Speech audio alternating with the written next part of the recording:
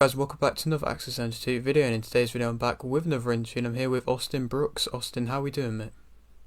I'm doing great. Good to hear. Thank you very much for going on the channel. Say that again? Thank you very much for going on the channel, mate. Oh, absolutely. I appreciate you, man. Thanks for reaching out. Just getting my name out there more. I mean, it means a lot to me, so appreciate you. Of course, lovely stuff. So, am I right in saying you're a 27-year-old super featherweight who's 10-0? Absolutely, that's it. Good to hear. Okay, we're going to start with the question which I always like to start off with. Why did you start boxing? Man, I started boxing because, first off, I always loved boxing, but and all combat sports, I like MMA and all that too. I actually never really considered like fighting professionally until I was about like 16, maybe 15, 16, because I was getting in a lot of trouble. I was always getting in fights and stuff like that, and I was just going down the wrong path, and I just wanted to do something with myself, make something of myself, and it seemed like it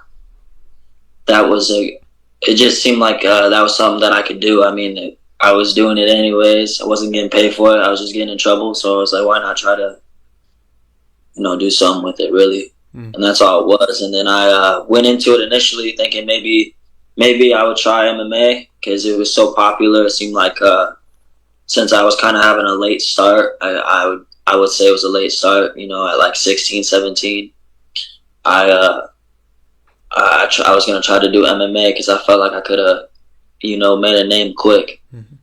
But I started boxing.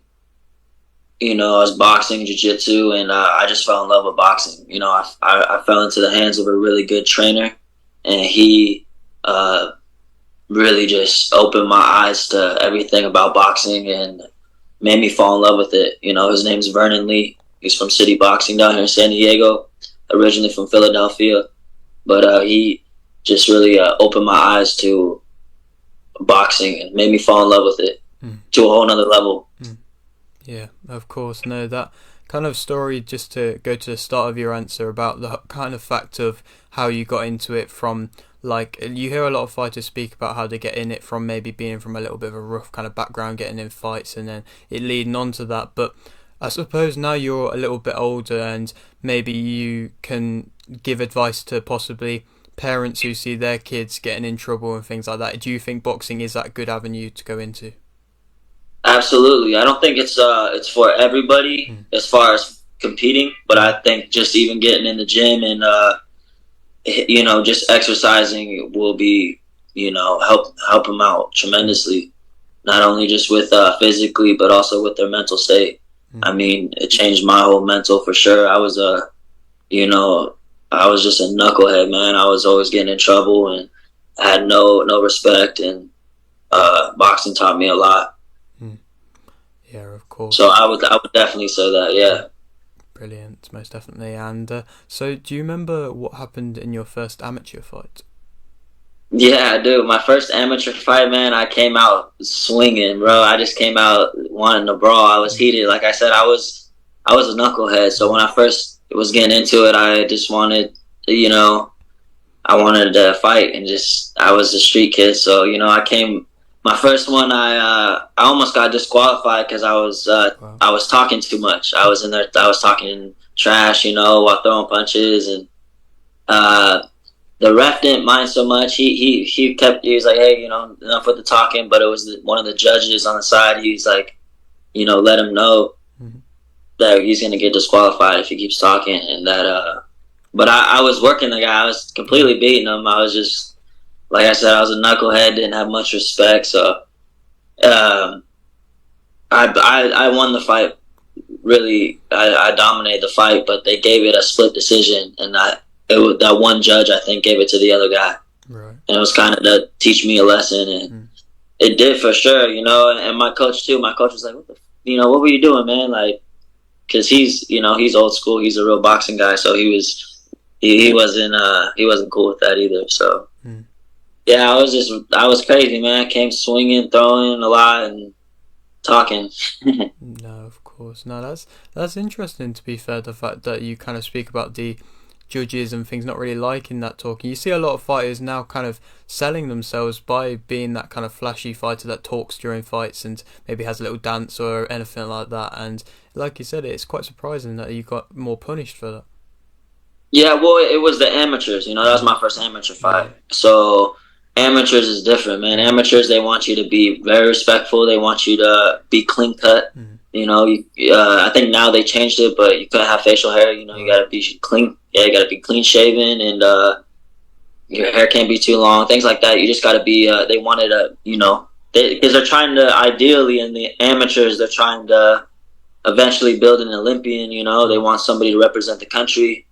And, when you go to Team USA and compete for the country, they want you to represent them in the right way. They don't want you going out there running your mouth. But when you go into the pro game, then it's business. Then it becomes sell the fight. So pro is a whole different game. Pro is just a different mentality, a different game going into it. So I think that's why. I don't think necessarily now I would get in trouble, even though I'm sure some refs would be like, hey, no talking.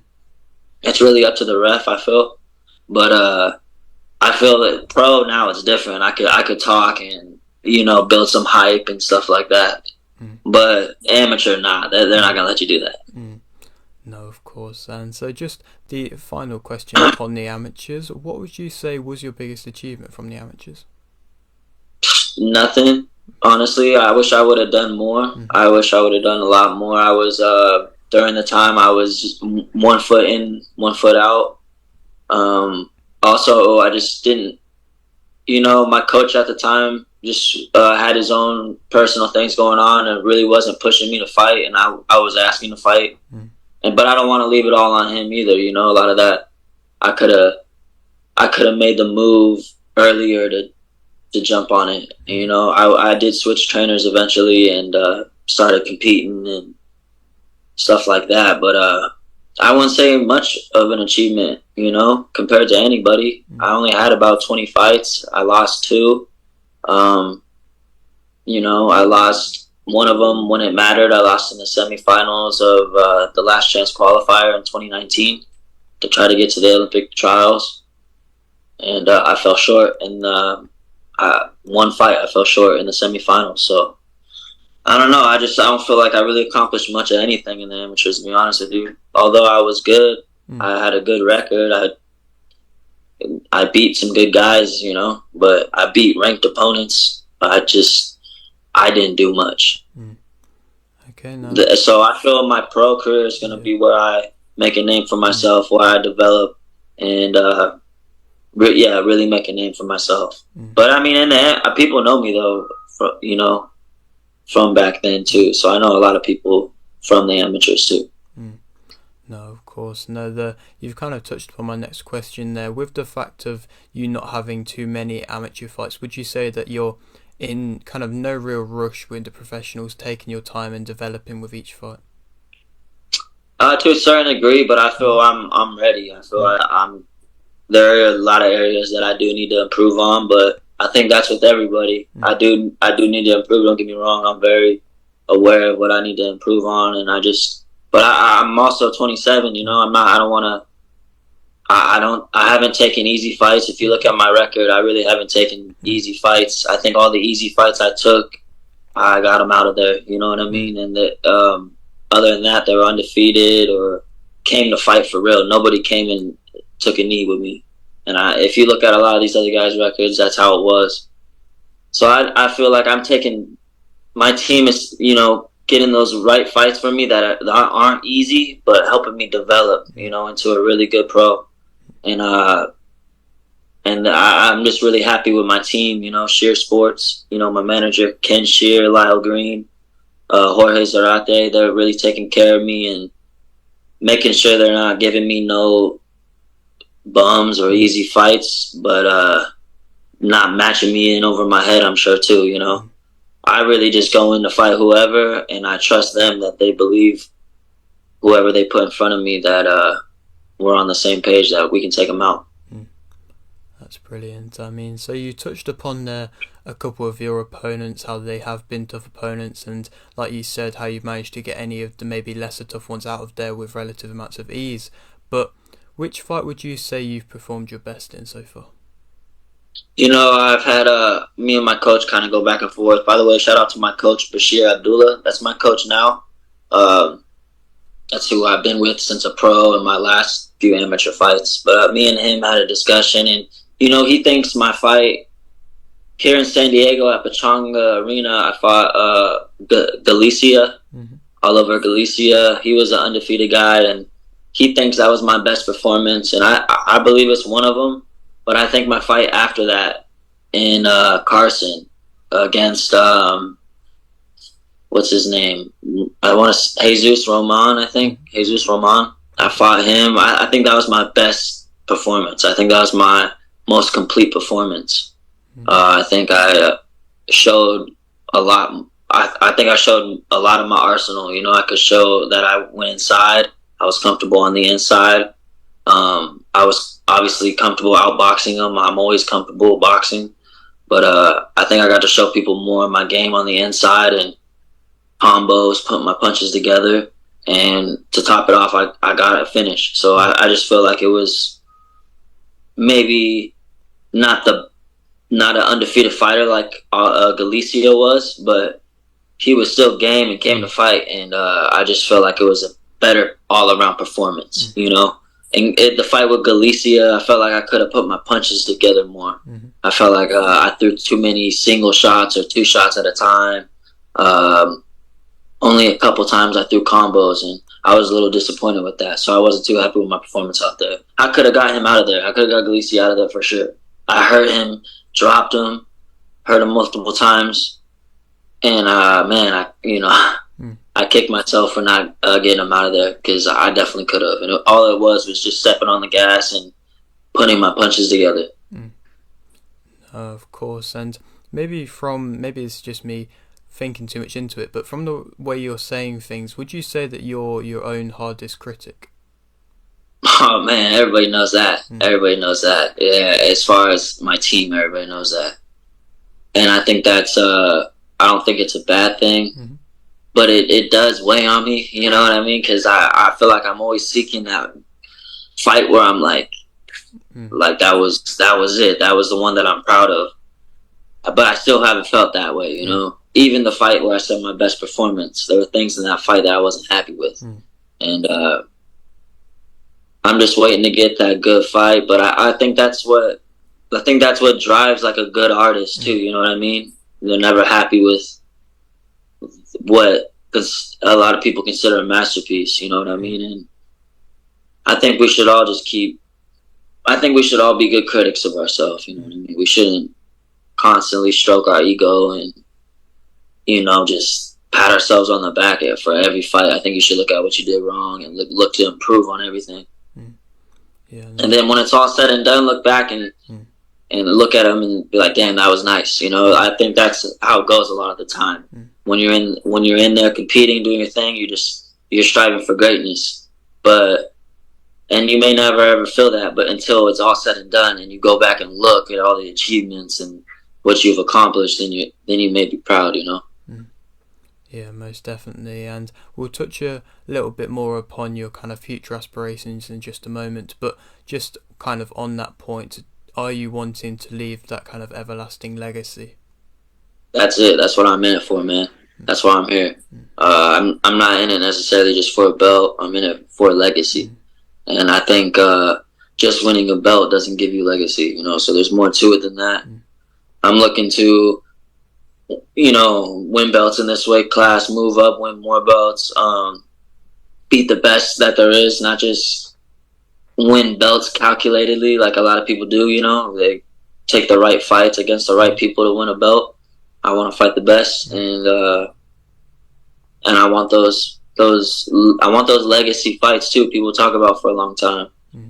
You know, I think boxing's in the right direction right now, where it's heading towards, you know, how it used to be. A lot of big fights, good fighters facing each other, and I just want to be part of it. And I'm glad I'm in boxing right now. because it's going uphill right now. It's really gonna rise to the top, I feel.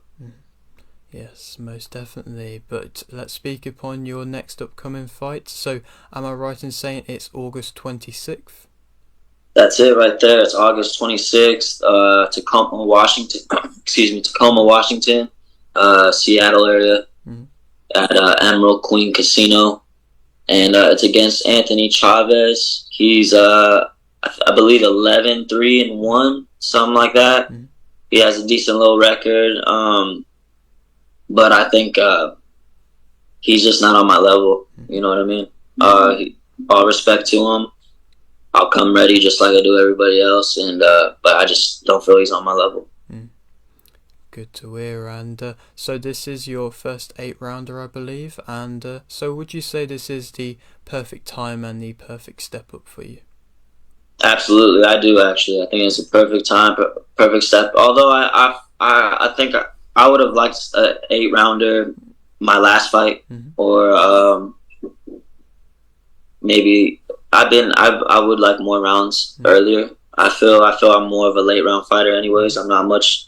I like to break my opponents down, so I'm looking forward to the 8-rounder. I'm looking forward to it. I think it's, like you said, the perfect time and the perfect step up. But I maybe just a couple fights for 8-rounders, and then eventually 10. You know. Yeah, most definitely. And I mean, sometimes early on in fighters' career, you kind of see them take fights maybe a little bit more on short notice, or maybe with a little bit of an injury or something like that. But you've got a nice long camp here, and how important is you to be able to make sure that you're going into these fights 100%? Super important, you know, and part of the reason for the long camp is because of injuries. You know, I had a cut over my last fight, which required 2 months, and then on top of that, I had another little injury that I had to deal with, and it was just it seemed like one thing after the other, you know. And then we had this date lined up, and it gave us a good amount of time. So I was like, all right, this is perfect. Lets me be a little bit more comfortable and things like that. Make sure I go right into it, because I felt like last year or two I went into a lot of fights kind of just injured, or maybe one after the other. One got canceled, and then I was kind of hurt from that, and then this and that. So yeah, I'm excited to feel good on this one, really. And you know, Pacific Northwest, I used to live up there in Washington. I've lived in Washington. I was born in Idaho. If you didn't know that, I was born in Idaho. Like the Pacific Northwest, I got people up there. I got family. So I just feel like I'm going to be comfortable out there. You know, I'm going to have a good camp. Camp's already going good. I'm always in shape. So it's all about just amping it up and fine-tuning things. Brilliant stuff. Sorry, I forgot what you asked me. I didn't know if I answered your question. No, you did. No, of course you did. And so, I mean, you touched upon how you've got this kind of friends and family up where you are fighting. And for these people, if this is possibly their first time going to watch you for this upcoming fight, what would you say, you've kind of touched upon this, but what would you say makes yourself interesting as a fighter? You know, I think I stand out as far as my versatility. You know, I feel I show it all. I show defense, slickness. I show it all, you know, and I feel a lot of people, or a lot of boxers nowadays, there's a lot of phonies. I feel a lot of them just kind of get away with one thing, or like they fight easy opponents, things like that. So I feel they see that I'm real. I'm real. I'm coming with real skills, that real fight. I'm not soft. You know, I got that dog in me, and I'm not disrespectful. I don't come out arrogant or like big headed or nothing like that. I'm real, and I think that's why people gravitate towards me or like me. And I think that's what they're gonna see on Washington. They're gonna see somebody that really comes and fights with his heart and real skill. And also, you know, I'm a white boy. We don't get much love over here in boxing. You know what I mean? The UK guys do, but we don't over here in America. White boxers don't get love in America. So I think, just seeing that alone, gives people like, wow, okay, let me see what this guy's got. Mm. No, most definitely, mate. And so you, like I said, you kind of have touched upon this, but for yourself and your aspirations for the sport, how far do you believe that you can go in the sport? So far, man, I feel to the top. I feel it's so far, man. Mm. I mean, I feel I'm just getting started. I know I'm 27, but I really see myself staying in this game for a long time. Mm. And having those big fights, I don't take any damage, so I see myself fighting. I would like to fight until I'm 40, Mm. ideally. I feel great, man. I feel like I'm just getting stronger, faster, smarter. But the ceiling, there is no ceiling, man. It doesn't stop, man. I want to achieve greatness. Want to take care of my family and leave a legacy in the sport, and people remembering Austin Brooks Mm. in boxing, Mm. and knowing that he was somebody that gave it his all and came out and gave the fans what they wanted. Yeah, most definitely, mate. Brilliant stuff. Okay, well, I'm going to leave with this final question, which I always like to ask. You've got a little bit of a platform here. Would you like to shout anything out? Hey, man, I just would like to shout out my whole team, really. Sheer Sports, Ken Sheer, Lyle Green, Jorge Zarate, everybody on Sheer Sports, and then my coach, Bashir, Vernon Lee, my gym, City Boxing, the arena. And shout out to you, man. I appreciate you having me on and just get me more out there. It means a lot, so I appreciate that. But just shout out to everybody, all of San Diego, all my supporters. I love you guys. And look out for me. I'm gonna be coming in strong for this next one, and I think you guys are gonna see something great. Amazing stuff. I can't wait now, mate. And like you said, it's been an absolute pleasure to have you on. And maybe a little bit further along down the line, we can come and have another chat again.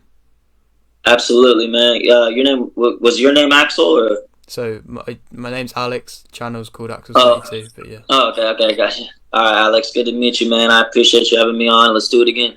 brilliant stuff. And so if you're on the around 10 yet, subscribe, please do so. Like the video if you like it, and thanks for watching. Right, mate.